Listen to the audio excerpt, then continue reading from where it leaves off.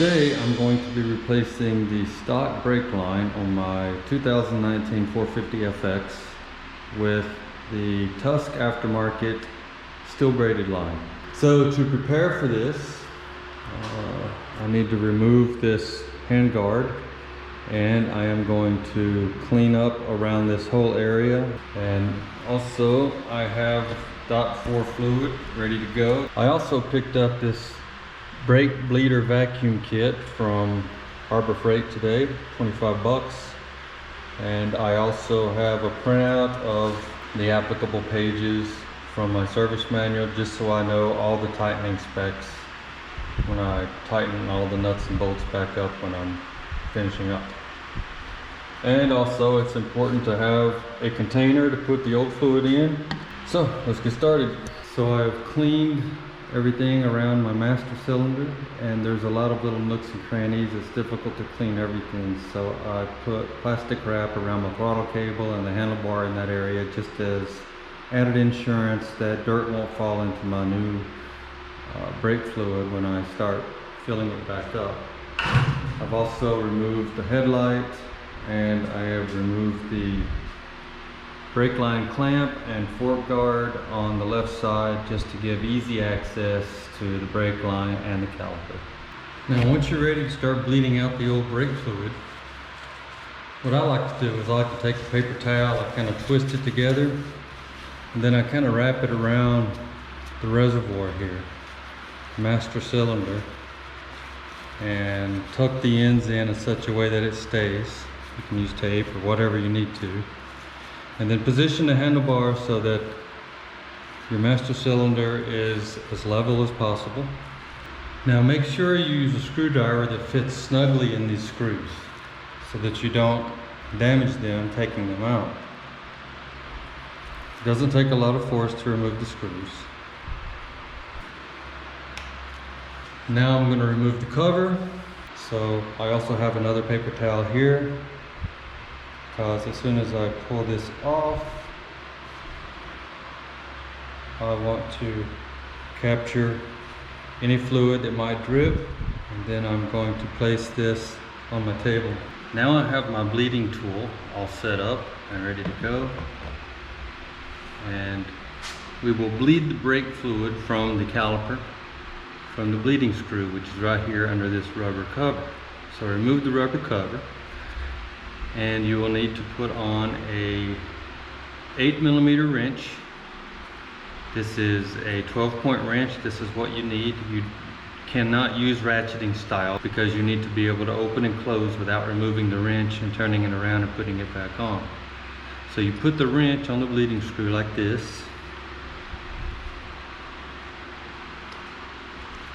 get it on there all the way, and then you hook up the hose. Your wrench stays on there during the whole bleeding process. Now that we have the cover off of the master cylinder, I will apply some vacuum.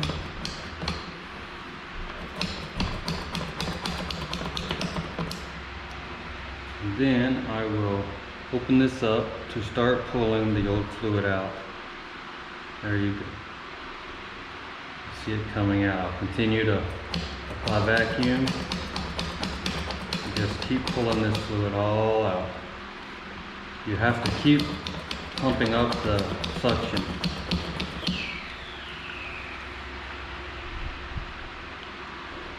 Just continue this process until no more fluid is coming out of the bleeding screw. I don't see any more coming out. So now I'm going to tighten this back up. Not super tight, just get it snug. Take a paper towel and pull the hose off.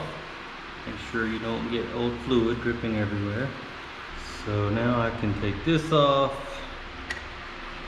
and just to keep everything clean, I'll put the rubber cover back on the bleed screw. And just so you know, this is how much I took out using this vacuum pump kit.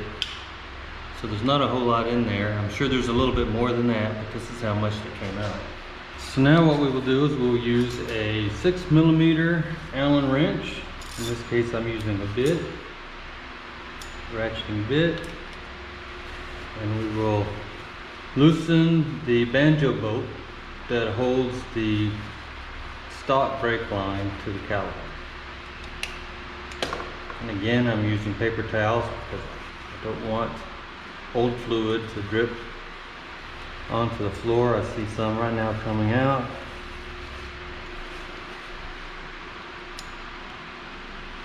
Hopefully there won't be a whole lot. The other end of the line is still attached to the master cylinder on the handlebar. Remove the banjo bolt. Now what I want to do is kind of squeeze together some of the paper towel here and put it through the hole at the end of the line here to make sure that it just continues to absorb any more fluid that might come out. And also probably should put a little paper towel maybe in this hole just to make sure it doesn't start dripping out of there. Back up to the master cylinder, again using a 6mm Allen wrench. We will remove the old brake line from the master cylinder. Okay. Just put a little paper towel in there lightly like that. Doesn't have to be tight. You don't want to cram it up in there so that you have to dig it out later or some gets left in there. You don't want anything left in there. Now that the old line is removed, I want to make sure that the sealing surface here where the new line will go is nice and clean. Just give it a little bit of a wipe. I'm ready to start installing the new brake line. I have my front brake switch here, which will be the banjo bolt. I have the 2 copper washers from the packaging of the brake line. Now this is important. The brake line has a bend in it, you can see right here. This bend is supposed to install so that it bends away from the front of the bike. Now I still have the brake line in the packaging. I put a tie wrap on it to keep the bottom part packaged so it's not just dragging around on the floor or touching dirty parts while I'm installing it. Just getting all dirty. How this works is it takes 2 of these copper gaskets. One will go on here like that. Go all the way down against the nut. There we go. Now push this through the brake line connection, and then the other copper gasket will go here. Then with the bend going away from the bike, we'll just start screwing all of this together. So we'll get it snug by finger tight. There we go, like that right there, perfect. I decided I'll use this nice bolt that came with the brake line instead of the stock 6mm. I think this shiny bolt looks cooler, but otherwise the function is the same, so it doesn't really matter, personal preference. Take this packaging off here. Now this brake line on this bike needs to route between the fork and the wheel, then attach like this right here. Let me clean this. Don't see any dirt. A little bit of old brake fluid is all. Now again, the gasket goes on the banjo bolt, 1 gasket. And put it through the brake line connector, and then put the other gasket on that side. Started now, and we'll go ahead and get that finger tight as well. And I want to make sure that this routing works out well. It looks like it's lining up exactly the way it should. we can go ahead and tighten this bolt spec. Torque spec for this bottom bolt is 22 foot-pounds according to the Yamaha manual.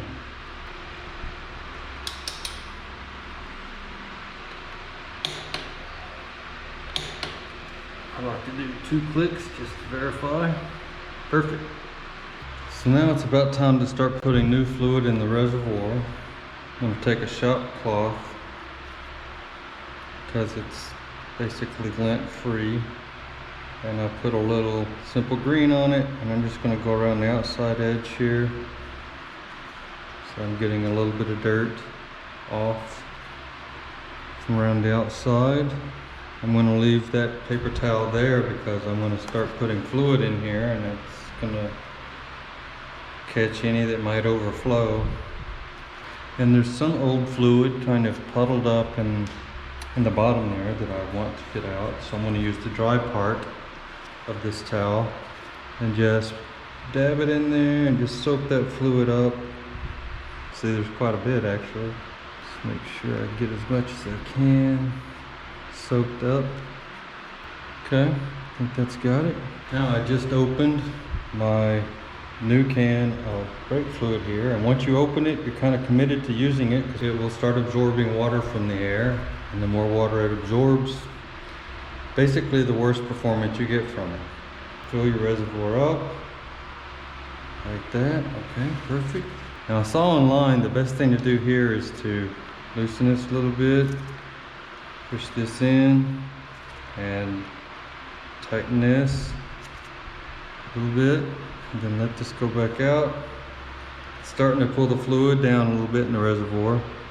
So I saw this was a good thing to do just to help keep air out of the system, or to make it easier to get the air out of the system when you do the final bleeding later. Said to do this a few times. We'll do it like 4 times. Now I can't use the torque wrench on this because I can't get a socket on it, so I'm just going to get it good and tight by hand around what I think might be 22 foot-pounds. That's the spec. I'll check and make sure it's not leaking later. As long as it's not leaking, it's tight enough. Now I have hooked my brake bleeder vacuum pump back to the bleed screw of the caliper. I put more fluid in the master cylinder. I topped it off. I am going to apply vacuum and open this up. It should be pulling fluid from the master cylinder. So I'll close this again. I haven't seen really anything come out yet, so I am going to give it another go.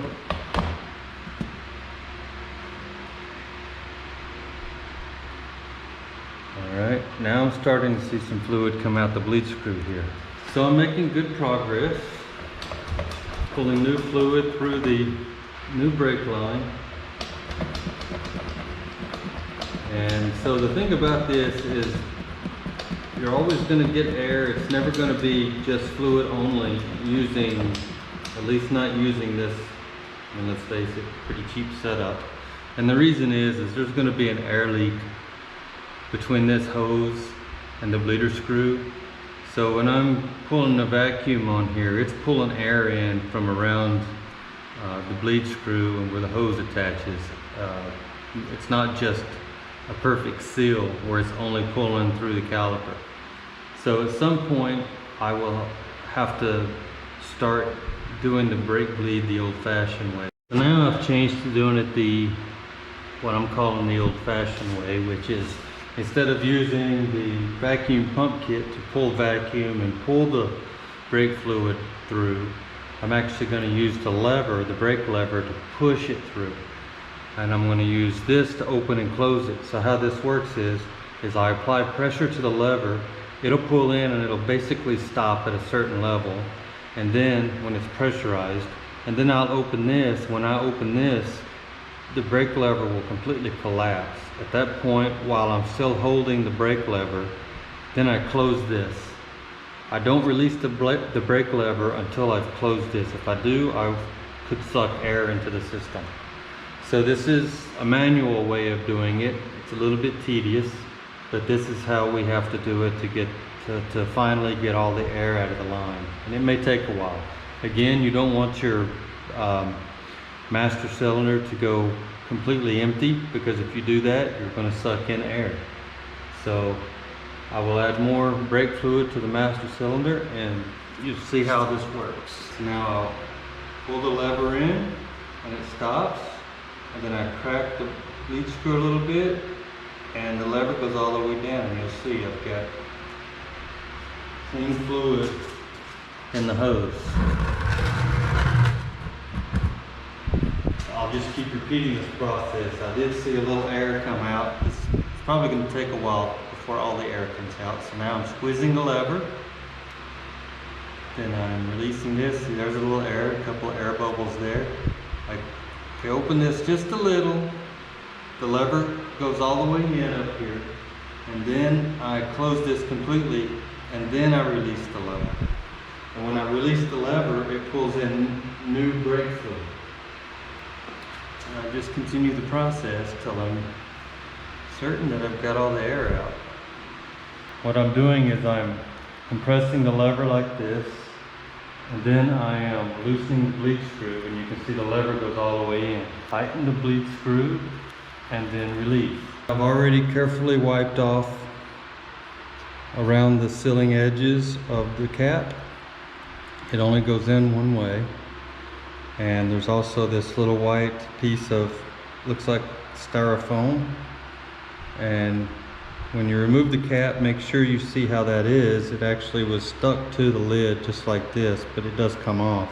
So now I'm going to push this in, and like I said, it will push some of the fluid out of the reservoir. That's what you want, because you want it to be completely full.